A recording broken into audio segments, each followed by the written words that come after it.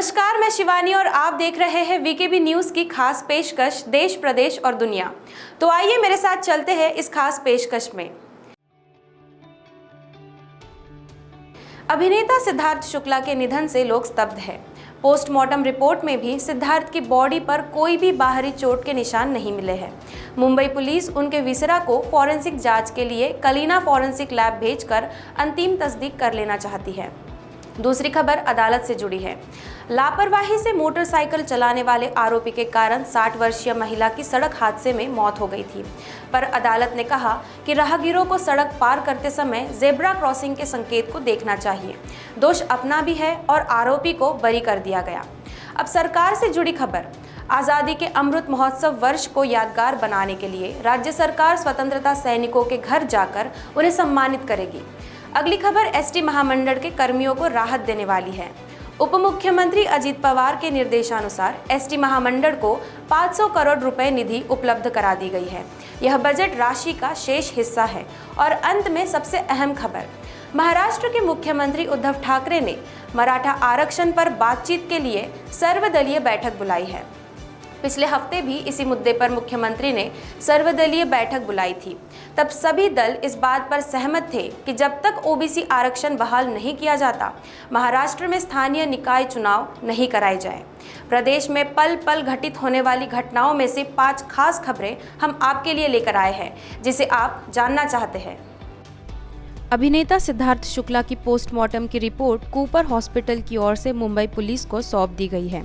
Oshiwara police station के सूत्रों से मिली जानकारी के अनुसार रिपोर्ट में सिद्धार्थ की बॉडी पर कोई भी बाहरी चोट के निशान नहीं मिले हैं। इस रिपोर्ट पर 5 डॉक्टरों के सिग्नेचर है। कूपर हॉस्पिटल के 3 एक्सपर्ट डॉक्टर ने उनका पोस्टमार्टम किया है और तीनों ने अपनी अंतिम रिपोर्ट में मौत के कारण को नहीं बताया है। यही वजह है कि मुंबई पुलिस सिद्धार्थ के विसरा को फॉरेंसिक जांच के लिए कलीना फॉरेंसिक लैब भेजने वाली है। यहाँ से आने वाली हिस्टोपैथोलॉजिकल रिपोर्ट के बाद स्पष्ट होगा कि मौत हार्ट अटैक से हुई है या किसी और वजह से। इसमें 20 से 25 दिन का समय लग सकता है। मुंबई पुलिस की ओर से सिर्फ इतना कहा गया है कि हम जल्दबाजी में किसी अंतिम निर्णय पर नहीं पहुंचना चाहते हैं। हम अभी केमिकल और एनालिसिस रिपोर्ट का इंतजार कर रहे हैं। परिवार की ओर से जारी बयान में कहा गया, हम सभी दर्द में हैं। हम आपके जैसे ही हैरान हैं और हम सभी जानते थे कि सिद्धार्थ एक निजी व्यक्ति थे, इसलिए कृपया उनकी निजता, उनके परिवार की निजता का सम्मान करें और उनकी आत्मा की शांति के लिए प्रार्थना करें। लापरवाही से मोटरसाइकिल चलाने के चलते एक 60 वर्षीय महिला की सड़क पार करते समय हुए हादसे में मौत हो गई थी। मैजिस्ट्रेट ने साल 2017 के इस मामले के आरोपी हेमंत हटकर को मामले से बरी करते हुए कहा कि राहगीरों को सड़क पार करते समय जेब्रा क्रॉसिंग के संकेत को देखना चाहिए। मैजिस्ट्रेट एस परावे ने कहा कि अभियोजन पक्ष ने ऐसा कोई सबूत नहीं पेश किया है जो दर्शाए कि कामले की मौत आरोपी के मोटरसाइकिल से टकराने की वजह से हुई है। मैजिस्ट्रेट ने कहा कि मामले से जुड़ा पंचनामा दर्शाता है कि मुंबई की तरफ जाने वाले ईस्टर्न एक्सप्रेस हाईवे पर सड़क हादसा हुआ है, जहां से 35 फुट की दूरी पर फुटपाथ था और 15 फुट तक रोड विभाजक था। इससे पता चलता है कि कामले जब सड़क पार करने का प्रयास कर रही थी, उस समय सड़क के बीचों बीच हादसा हुआ है। कोर्ट ने कहा कि यह सामान्य ज्ञान की बात है कि राहगीरों को ईस्टर्न एक्सप्रेसवे पर वहीं से सड़क पार करना चाहिए जहां जेब्रा क्रॉसिंग हो। जहां जेब्रा क्रॉसिंग न हो, ऐसी जगह से सड़क नहीं पार करनी चाहिए। अदालत के सामने कुछ भी ऐसा नहीं पेश किया गया जिससे स्पष्ट हो कि घटनास्थल पर जेब्रा क्रॉसिंग था। आज़ादी के अमृत महोत्सव वर्ष को यादगार बनाने के लिए राज्य सरकार ने अहम फैसला लिया है। सूत्रों के अनुसार सरकार ने स्वतंत्रता सैनिकों के घर जाकर उन्हें प्रशस्ति पत्र, शाल, नारियल और 5-5 हजार रुपए देकर सम्मानित करने का फैसला लिया है। प्रदेश के सामान्य प्रशासन विभाग के राज्य मंत्री दत्तात्रेय भरणे ने स्वतंत्रता सैनिकों को सम्मानित करने के प्रस्ताव को तैयार कर मुख्यमंत्री उद्धव ठाकरे के पास मंजूरी के लिए भेजा है। राज्य भर में लगभग 7,900 स्वतंत्रता संग्राम सैनिकों को सम्मानित करने की योजना है। इसके लिए करीब 5 करोड़ रुपए खर्च होने का अनुमान है। अधिकारी ने कहा कि कोरोना महामारी के चलते राज्य में बड़े समारोह का आयोजन संभव नहीं है, इसलिए जिला स्तर पर जिलाधिकारी, प्रांताधिकारी अथवा तहसीलदार के हाथों स्वतंत्रता सैनिकों को सम्मानित किया जाएगा। यदि कोई स्वतंत्रता संग्राम सेनानी काफी बुजुर्ग हो गए होंगे तो सरकार के प्रतिनिधि के रूप में पटवारी उनके घर पर जाकर उन्हें सम्मानित करेंगे। इसके साथ ही स्वतंत्रता संग्राम सेनानी के बच्चों को शैक्षणिक गुणवत्ता के अनुसार सरकारी नौकरी देने पर भी विचार जारी है। चालू आर्थिक वर्ष के लिए सरकार ने बजट में एसटी महामंडल के लिए 1450 करोड़ रुपए का प्रावधान किया था, जिसमें से 838 करोड़ रुपए की निधि वितरित की जा चुकी है। उप मुख्यमंत्री अजित पवार ने शेष 612 करोड़ रुपए में से 500 करोड़ रुपए तत्काल एसटी महामंडल को उपलब्ध कराने के निर्देश दिए थे। निर्देशानुसार एसटी महामंडल को 500 करोड़ रुपए निधि उपलब्ध करा दी गई है। इससे एसटी महामंडल के कर्मचारियों का वेतन उपलब्ध कराने में मदद मिल सकेगी। कोरोना संकट के कारण एसटी महामंडल के राजस्व में कमी आई है। एसटी महामंडल की आर्थिक स्थिति में सुधार के लिए उप मुख्यमंत्री की अध्यक्षता में विशेष समिति काम कर रही है। इस समिति की हाल में हुई बैठक में एसटी महामंडल की आर्थिक स्थिति बेहतर बनाने के लिए विभिन्न उपाय योजना के बारे में चर्चा हुई थी। इसके अनुसार आगामी समय में कार्यवाही की जाएगी। इसके पहले विधानसभा में विपक्ष के नेता देवेंद्र फडणवीस ने मुख्यमंत्री उद्धव ठाकरे को एसटी कर्मचारियों के वेतन समय पर उपलब्ध कराने के संबंध में पत्र लिखा था। उन्होंने कहा था कि वेतन न मिलने के कारण एसटी कर्मचारी आत्महत्या करने को मजबूर हो रहे हैं। महाराष्ट्र के मुख्यमंत्री उद्धव ठाकरे ने मराठा आरक्षण पर बातचीत के लिए सर्वदलीय बैठक बुलाई है। मुख्यमंत्री ठाकरे ने पिछले हफ्ते भी इसी मुद्दे पर सर्वदलीय बैठक बुलाई थी। तब बैठक में इस बात पर चर्चा हुई कि जब तक ओबीसी आरक्षण बहाल नहीं किया जाता, महाराष्ट्र में स्थानीय निकाय चुनाव नहीं कराए जाए। सभी दल इस बात पर सहमत हुए कि ओबीसी को स्थानीय निकायों में राजनीतिक आरक्षण मिलना चाहिए। मुख्यमंत्री उद्धव ठाकरे ने इस संबंध में कई राजनीतिक दलों से राय मांगी थी। उन्होंने कहा कि यह सभी की राय थी कि स्थानीय निकाय चुनाव बिना ओबीसी आरक्षण के नहीं होने चाहिए। उन्होंने कहा कि वह आने वाले दिनों में बैठक में प्राप्त सुझावों और विकल्पों का अध्ययन करेंगे और इस मुद्दे पर निर्णय लेंगे। उद्धव ठाकरे ने आरक्षण पर चर्चा के लिए पार्टी के सभी नेताओं की उपस्थिति का स्वागत किया।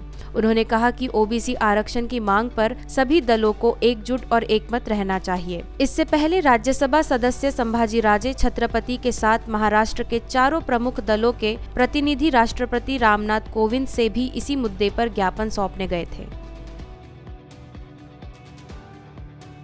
देश की पहली और बड़ी खबर यह है कि पैरा शूटर अवनी लेखरा ने टोक्यो पैरालंपिक में इतिहास रच दिया है। पैरालंपिक में उन्होंने दूसरा मेडल हासिल किया है, मगर शर्मनाक वाकया अति सुरक्षित दिल्ली के तिहाड़ जेल का है। इस जेल के जेलर ने ही नियमों की धज्जियां उड़ाई है। जन्माष्टमी वाले दिन जेलर की फैमिली और दोस्त वहां पहुंचे और उन स्थानों पर फोटो खिंचवाई जहां खुद जेल के ही सभी अधिकारियों को जाने की अनुमति नहीं है। शर्मनाक हरकत तक माननीय की भी है। जेडीयू विधायक गोपाल मंडल तेजस ट्रेन के कोच में कपड़े खोलकर बनियान और अंडरवियर पर घूम रहे थे। मामले ने तुल पकड़ा तो सफाई दे रहे हैं कि पेट खराब था। मिली जुली खबरों के अलावा कोरोना की चिंता फिर गहराने लगी है। देश में अब रोजाना ही करीब 45,000 नए कोरोना संक्रमण के मामले सामने आ रहे हैं। चिंता तालिबान के उस बयान को लेकर भी है जिसमें कश्मीर का जिक्र है। भारत को डर है कि तालिबान के कुछ धड़ों की नज़र जम्मू कश्मीर पर हो सकती है और इन्हें पाकिस्तान में मौजूद भारत विरोधी ताकतों का समर्थन मिल सकता है। आइए देश के इन 5 खबरों को विस्तार से जानते हैं। पैराशूटर अवनी लेखरा ने टोक्यो पैरालंपिक में इतिहास रचा है। इस 19 वर्षीय भारतीय शूटर ने महिलाओं की 50 मीटर राइफल 3 पोजीशन SH1 में 445.9 पॉइंट्स के साथ ब्रॉन्ज मेडल जीता। इस तरह एक ही पैरालंपिक में उनका दूसरा मेडल है। इससे पहले उन्होंने 10 मीटर रिफाइनल में गोल्ड मेडल हासिल किया था। भारत का यह 12वां मेडल है। इस इवेंट का स्वर्ण पदक चीन की कुलपिंग झांग ने जीता, जिन्होंने 457.9 का स्कोर किया, जबकि जर्मनी की नताशा हिल्ट्रोप ने 457.1 अंक लेकर रजत पदक अपने नाम किया। भारत ने दिन का दूसरा पदक अपने नाम किया है। अवनी से पहले प्रवीण कुमार ने पुरुष ऊंची कूद T64 इवेंट में देश को रजत पदक दिलाया। इस तरह भारतीय टीम ने इतिहास रच दिया है।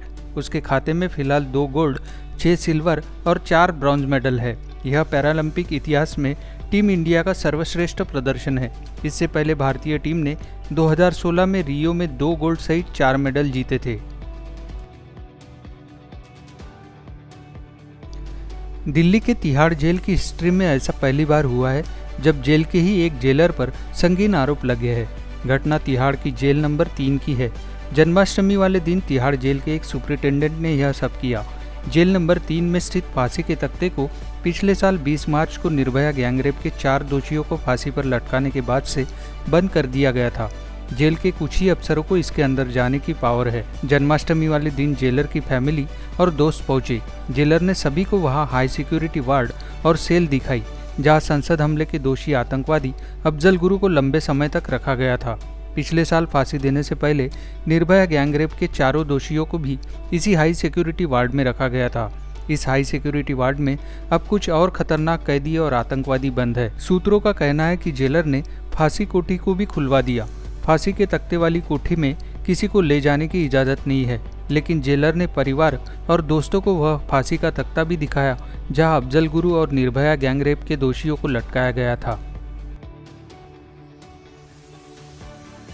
बिहार के जेडीयू विधायक गोपाल मंडल की तेजस राजधानी एक्सप्रेस ट्रेन में अंडरवियर के साथ तस्वीर वायरल होने के बाद विवाद गहराता जा रहा है। राजेंद्र नगर पटना से नई दिल्ली जा रही तेजस राजधानी एक्सप्रेस के A1 कोच के सीट नंबर 13, 14 और 15 पर गोपाल मंडल सफर कर रहे थे। वहीं जहानाबाद के रहने वाले प्रहलाद पासवान अपने परिवार के साथ A1 कोच में ही सीट नंबर 22-23 पर थे। पटना जंक्शन से नई दिल्ली का दोनों का टिकट था। जेडीयू विधायक गोपाल मंडल कोच में कपड़े खोलकर बनियान और अंडरवियर पहने टॉयलेट गए थे। जब वो वापस लौटे तो प्रहलाद ने आपत्ति जताई, महिला यात्रियों का हवाला दिया, मगर गोपाल मंडल कुछ समझने को तैयार नहीं थे, उल्टा हंगामा करने लगे। कोच में मौजूद दूसरे पैसेंजर ने भी कड़ी आपत्ति जताई तो वे गाली गलौज करने लगे। चलती ट्रेन में कोच के अंदर जमकर हंगामा हुआ। आरपीएफ और टीटीई ने दोनों पक्षों को समझा बुझाकर मामला शांत कराया। इस प्रकरण में जेडीयू विधायक गोपाल मंडल ने सफाई दी है। उन्होंने बताया कि मेरा पेट खराब था, मैं जो बोलता हूँ सच बोलता हूँ, झूठ नहीं बोलता हूँ। देश में अब रोजाना ही करीब 45,000 नए कोरोना संक्रमण के मामले सामने आ रहे हैं। शुक्रवार सुबह स्वास्थ्य मंत्रालय की ओर से ताज़ा आंकड़ा जारी किया गया। मंत्रालय के अनुसार पिछले 24 घंटों में 45,352 नए कोरोना केस आए। इससे एक दिन पहले 47,092 मामले आए थे। वहीं पिछले 24 घंटे में 367 कोरोना संक्रमितों की जान चली गई। साथ ही 34,791 लोग कोरोना से ठीक भी हुए हैं। देश में अब रिकवरी से ज़्यादा नए कोरोना केस आ रहे हैं, जिस वजह से एक्टिव केस बढ़ रहे हैं। कोरोना एक्टिव केस की संख्या बढ़कर अब 4 लाख के करीब पहुंच गई है। इस मामले में भारत अब 7वें स्थान पर आ गया है। सबसे ज्यादा कोरोना मामले केरल से आ रहे हैं। केरल में बीते दिन कोविड के 32,097 नए मामले सामने आने के साथ ही कोरोना वायरस संक्रमितों की कुल संख्या बढ़कर 41,22,133 हो गई है, जबकि 188 और मरीजों की मौत के बाद मृतकों की संख्या 21,149 पर पहुंच गई। केंद्रीय स्वास्थ्य मंत्रालय ने बताया 2 सितंबर तक देश भर में 67,09,59,000 कोरोना वैक्सीन के डोज दिए जा चुके हैं। कश्मीर पिछले 4 दशकों से भारत पाकिस्तान के बीच विवाद का केंद्र रहा है। अब पाकिस्तान समर्थित तालिबान का अफगानिस्तान पर कब्जा हो चुका है और भारत में कई लोगों को डर है कि तालिबान के कुछ धड़ों की नज़र जम्मू कश्मीर पर हो सकती है और इन्हें पाकिस्तान में मौजूद भारत विरोधी ताकतों का समर्थन मिल सकता है। डर सच साबित भी हो रहा है। तालिबान के प्रवक्ता सुहेल शाहीन ने कहा है कि हमारे पास कश्मीर के मुसलमानों के लिए भी आवाज़ उठाने का अधिकार है।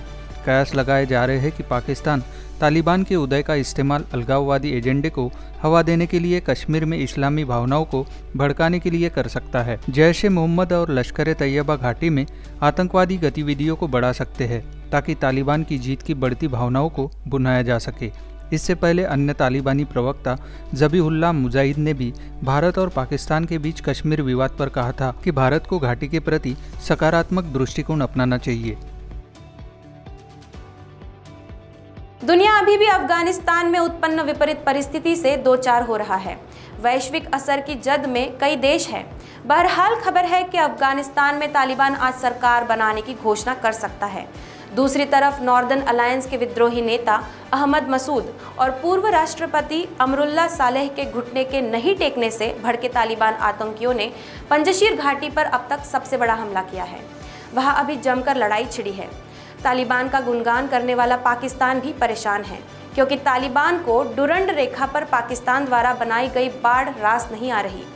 इसके अलावा चीन की दूरदर्शी सोच भी खबरों में है।